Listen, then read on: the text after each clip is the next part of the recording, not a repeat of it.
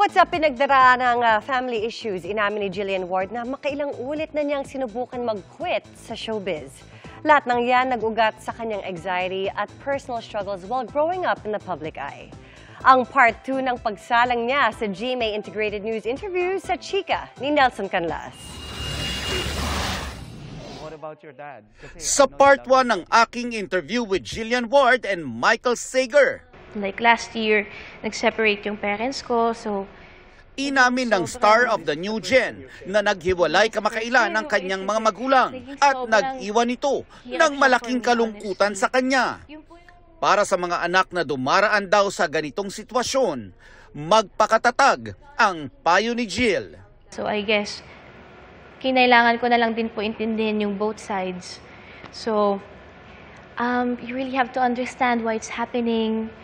And you have to trust yourself that you can overcome it. And you have to be strong.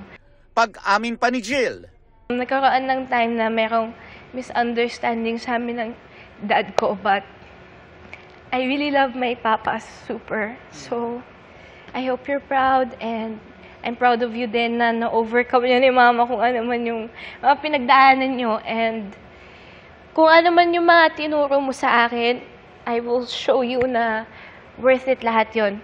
And I will do more than what you expected of me. And I love you. Kung palangiti at masayahin daw siya sa mata ng publiko, kabaliktaran daw ang Jillian na makikita kapag nasa bahay siya. Growing up, sobrang strict ng parents ko. As in OA. Hindi po ako spoiled talaga growing up. I had to earn everything I have. So kung ano po yung meron ako, I worked for it. Even my toys, I worked for it. Yung mga ganun po. So I guess, naging mahirap siya kasi growing up, sobrang strict ng parents ko. Tapos when they separated, medyo binigyan nila ako ng freedom, which is good. Pero naging mahirap po siya for me kasi hindi ko alam saan ako magsa-start, ganyan. Parang I grew up na lahat ng kilos ko, bantay nila. Lahat ng kilos ko po kailangan. Ano talaga? At some point, dinumero yung kilos? Yes, opo. Makailang beses na raw siyang nag-attempt to quit showbiz. Dahil hanggang ngayon daw ay may pinaglalabanan pa siyang anxiety and she's always hard on herself.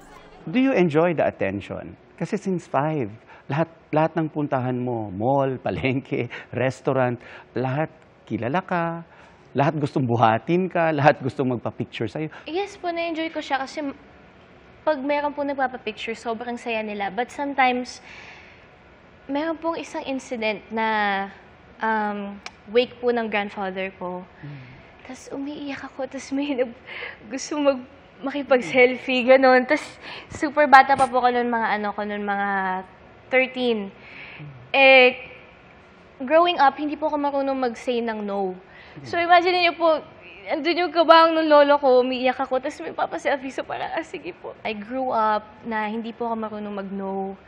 So somehow, yun po yung natututunan ko ngayon, na kailangan mo rin ng boundaries to protect your emotional, mental health.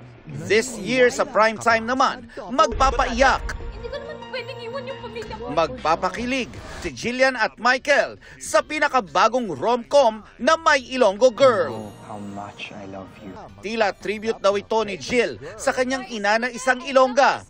Dual role ang gagampanan niya sa serye. Si Tata yung makulit lang siya, very carefree.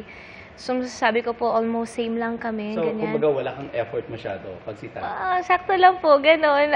Pero po si Venice, nahihirapan po ko. Kasi ano siya, maldita po siya dito. Sobrang seryoso, nananakit siya, gano'n. Lagi siyang galit. So nahihirapan po ako kasi in real life, hindi ako marunong magalit. Actually, pag nagagalit po ako, iniiyak ko siya. Si Michael naman, excited nang i-explore pa ang kanyang karakter bilang Francis na malaki ang similarity sa kanya. For me po, I'd like to say that I'm very driven. If I want something, I really work hard to achieve it. And yeah, si Francis po, he wants to do well in his business. Ako naman, I want to do well in my career. And while minding my family, very important sa amin both. Sa Lunes, January 13 na ang May Ilonggo Girl. Nelson Canlas, updated sa Showbiz Happenings.